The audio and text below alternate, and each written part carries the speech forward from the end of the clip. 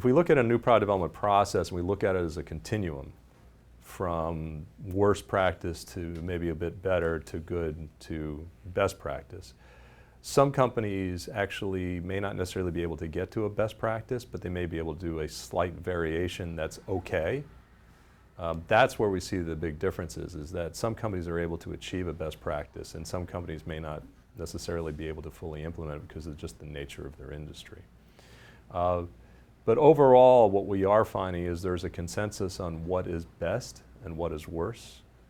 And based on the session that I just did here at this Planisware conference, is the middle areas where you see a lot of variation between companies. And that's where the opportunity is. How do you transition from worst to best practice, and what is your path?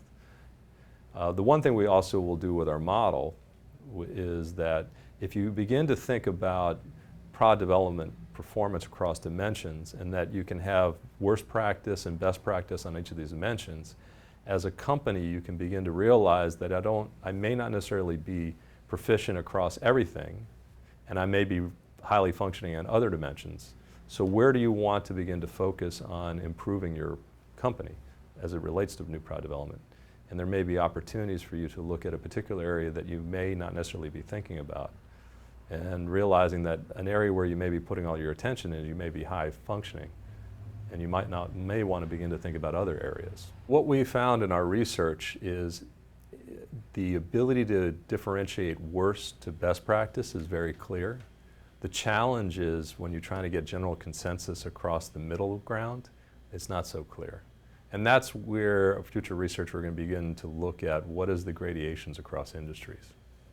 What I would say is we've done research looking at nonprofits and profit companies, and where we see the demarcation in terms of best to worst or worst to best is that nonprofit entities tend to be a little more informal and don't have a well-structured process as the for-profit companies. And that's a big demarcation between nonprofit and for-profit.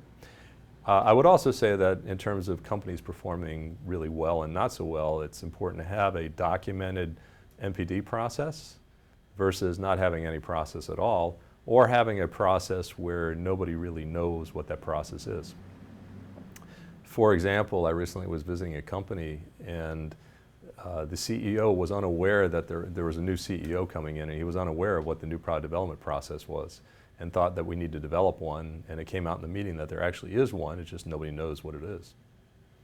So that, I would say, is not a best practice. Everybody's laughing, but the fact of the matter is that this actually does happen in industry, and it's about being cognizant of how do we improve as a company. No disrespect, I think coming in, this CEO was interested in trying to develop an innovation strategy, but did not necessarily talk to the employees before starting to think about what needed to happen. And had there been some more discussions, I think there would have been a realization that a process exists. But the fact of the matter, I'd also say that a lot of people in the organization were not clear on what the process was.